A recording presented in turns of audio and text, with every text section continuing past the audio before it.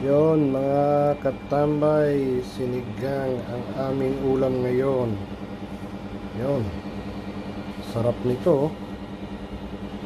Tapos lalagyan natin ng lettuce. Mamaya pa nagkulo. Ayan. So ayan po yung nahuli namin kahapon. So sinigang na siya ngayon. Ulam na. Yan. Tingnan natin mamaya pagka pulo, lagyan natin ng lettuce.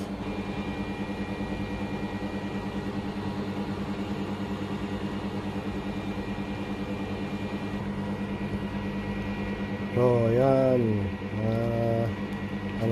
Ilagay na natin yung dahon.